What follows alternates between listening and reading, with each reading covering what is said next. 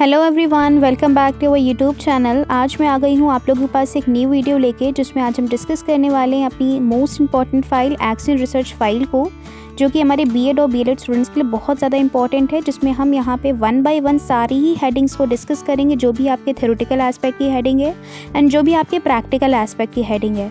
तो वीडियो को लास्ट तक मेरे से ज़रूर से देखिएगा, यहाँ पे आपके सारे ही कॉन्सेप्ट और प्रॉब्लम्स जो हैं वो क्लियर हो जाएंगी। तो चलिए वीडियो को स्टार्ट करते हैं बिना टाइम वेस्ट करे। सबसे पहले पेज पे हमारा आ जाता है एक्नॉलेजमेंट। इसमें हम अपना एक्सप्रेस करेंगे gratitude towards our teachers and friends who helped in action research file. आपके इस प्रोजेक्ट में, इस फाइल में जिन जिन लोगों ने हेल्प की है, आप उनकी तरफ ग्रैटिट्यूड अपना एक्सप्रेस करोगे। वो सारी चीज़ें यहाँ पे आप मेंशन करोगे। आप टीचर्स के नाम भी मेंशन कर सकते हो।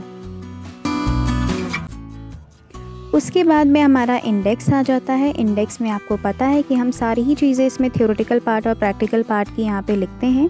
तो लाइन बाय लाइन हम यहाँ पे सारे ही जो हमारी सीरियल नंबर से पॉइंट्स हैं उनको हम यहाँ पे मेंशन करेंगे with page number and sign का साइड में आप कॉलम बनाएंगे, जिसमें हमारे टीचर्स आपके साइन करेंगे।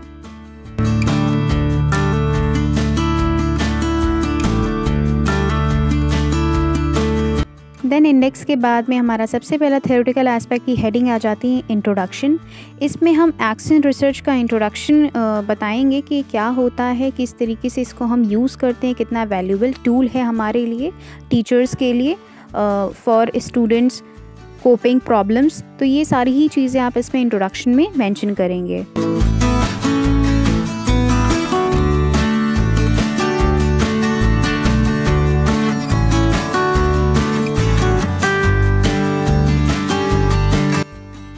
नेक्स्ट पेज पे हमारी मीनिंग ऑफ एक्शन रिसर्च की हेडिंग डलेगी, जिसमें हम मीनिंग बताएंगे एक्शन रिसर्च की क्या होती है। जैसा कि आप सभी लोगों को पता है, हमारा जो एक्शन रिसर्च का वर्ड है वो दो वर्ड से मिलके बना हुआ है, एक्शन एंड रिसर्च, जिसका मतलब आप यहाँ पे लिखोगे और थोड़ा सा इंट्रोडक्शन दोगे। After that definition of action research आप यहाँ पे मेंशन करोगे। एक या दो डेफिनेशन यहाँ पे लिख सकते हो। यहाँ पे आप देख पा रहे हो अकॉर्डिंग टू क्वेरी क्या डेफिनेशन है एक्शन रिसर्च की, वो आप यहाँ पे मेंशन करोगे। फिर उसके बाद में हम यहाँ पे कैरेक्टरिस्टिक्स मेंशन करेंगे एक्शन रिसर्च के। जो भी हमारे कैरेक्टरिस्टिक्स हैं आप यहाँ पे पैराग्राफ में भी लिख सकते हो और पॉइंट्स में भी लिख सकते हो। अगर आप पॉइंट्स में लिखते हो तो आपका जो इंप्रेशन है टुवर्ड्स एग्जामिनर वो अच्छा पड़ता है, चीज़ें क्लियर रहती हैं। और आप पैराग्राफ में भी लिख सकते हो अगर आपका मन है तो।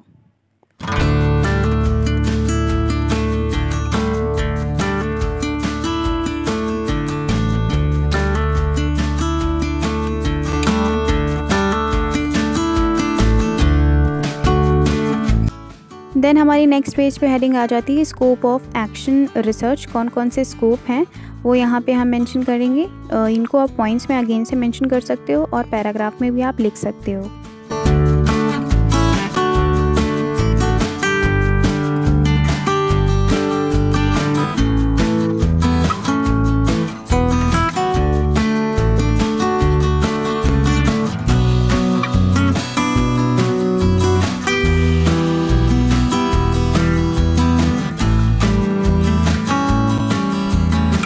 नेक्स्ट पेज पे हमारी हेडिंग आ जाती है ऑब्जेक्टिव्स ऑफ एक्शन रिसर्च। कौन कौन से ऑब्जेक्टिव्स हैं हमारे, तो इनको भी आप पॉइंट्स में लिख सकते हो। जैसा कि आप सभी लोगों को पता है कि एक्शन रिसर्च जो है वो कंडक्ट इसीलिए करवाया जाता है ताकि जो भी प्रॉब्लम्स रेज़ हो रही हैं, इश्यूज़ रेज़ हो रहे हैं स्टूडेंट्स के टूवर्ड्स, या स्टूडेंट को जो जो दिक्कत आ रही है उनके क्लास में, उनके स्कूल में या उनके सब्जेक्ट में, उस इशू को दूर करने के लिए एक्शन रिसर्च की फ़ाइल जो है वो क्रिएट करी जाती है। इसका यही ऑब्जेक्ट है कि उन हम प्रॉब्लम्स को दूर कर सकें बहुत सारे मेथड्स और स्ट्रैटेजीज़ का यूज़ करके।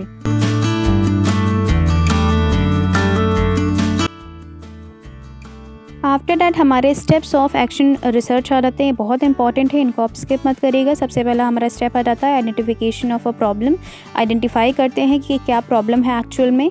देन उसके बाद में डिफाइन द रिसर्च क्वेश्चन। हम यहाँ पे क्लियरली देखते हैं कि एक्चुअल में क्या है, किस तरीके से क्वेश्चन और प्रॉब्लम रेज हुए हैं, उनको एड्रेस करते हैं।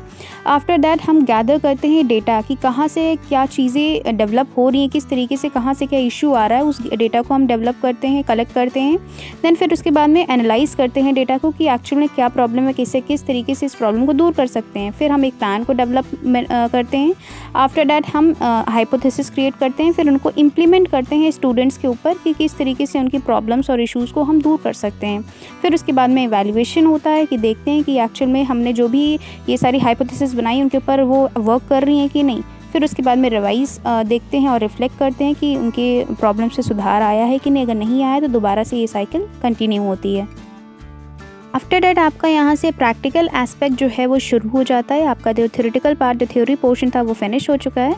प्रैक्टिकल एस्पेक्ट में हमारी सबसे पहले हेडिंग आ जाती है स्टेटमेंट ऑफ एम। आपकी क्या प्रॉब्लम है आपको यहाँ पे मेंशन करना है उसको। जैसे कि हम यहाँ हमारा हिस्ट्री की प्रॉब्लम हमने ली, तो जो स्टूडेंट्स हैं वो अटेंशन नहीं पे कर रहे हैं हिस्ट्री की क्लास में, उनका इंटरेस्ट नहीं डेवलप हो पा रहा है, तो वो चीज़ हम यहाँ पर मैंशन करेंगे। Then place of the research, कहाँ पर आपने ये जो एक्शन रिसर्च कर रहे हो उस जगह का नाम लिखना है। आप स्कूल का नाम लिख सकते हो और कितने लोगों पे आप कर रहे हो, कौन से क्लास के बच्चों के ऊपर, वो लिखोगे।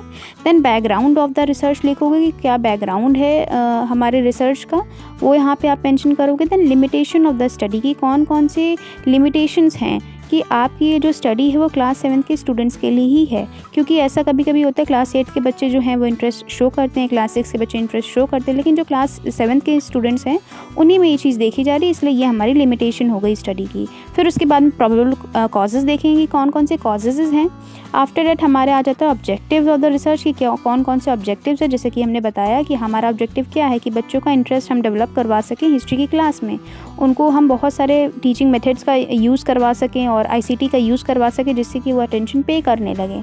आफ्टर डेट हमारे यहाँ पे हाइपोथेसिस की हेडिंग आ जाएंगी। हाइपोथेसिस आप यहाँ पे 5 to 6 भी लिख सकते हो और 4 भी लिख सकते हो, इट्स अप टू यू आप कितनी हाइपोथेसिस क्रिएट कर रहे हो। तो यहाँ पे आप देख पा रहे हो कि 4 हाइपोथेसिस हैं।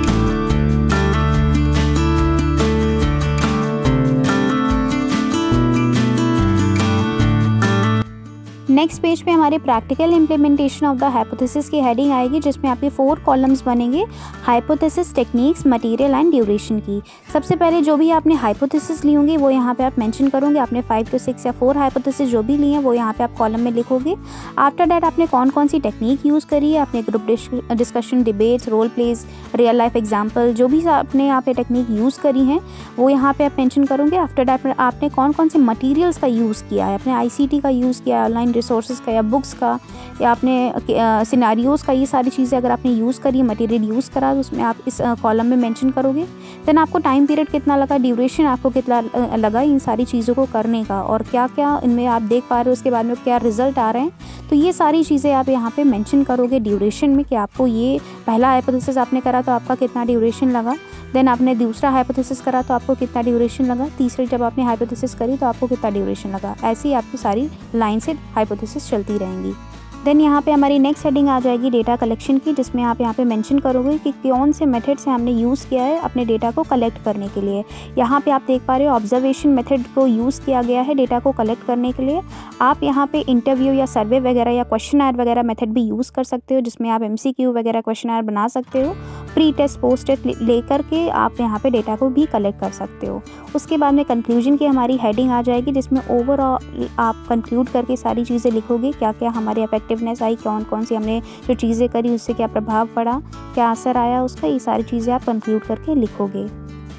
फिर उसके बाद में हमारी सजेशन की हेडिंग आ जाती है कि यहाँ पे हम क्या सजेशन देना चाहेंगे अपने टीचर्स को, जो भी आपके सब्जेक्ट टीचर्स थे वहाँ पे स्कूल में, और आप क्या सजेशन देना चाहोगे स्टूडेंट्स को। तो यहाँ पे सजेशन आप टीचर्स को ये दे सकते हो कि वो इफ़ेक्टिव टीचिंग मेथड्स का यूज़ करें, ICT क्लासरूम का यूज़ करें और रियल लाइफ एग्जांपल्स का यूज़ करें, जिससे कि बच्चे जो हैं अपने अटेंशन को पे करेंगे और इंटरेस्ट उनका डेवलप होगा हिस्ट्री की क्लास में।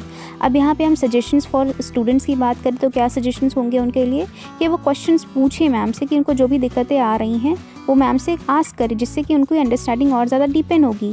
फिर उसके बाद में वो नोट्स बनाएं, वो सारी डिटेल्स अपनी कॉपी में नोट डाउन करें, जिससे कि उनके कॉन्सेप्ट क्लियर होंगे, और जो भी क्लास में एक्टिविटीज़ हो रही हैं उनमें वो पार्ट लें। तो ये सारे सजेशन जो है स्टूडेंट्स को आप दे सकते हो। फिर उसके बाद में आपकी लास्ट हेडिंग आ जाएगी रेफरेंस की। वीडियो अच्छे लगे तो लाइक कमेंट शेयर ज़रूर से करिएगा। Thanks for the watching this video.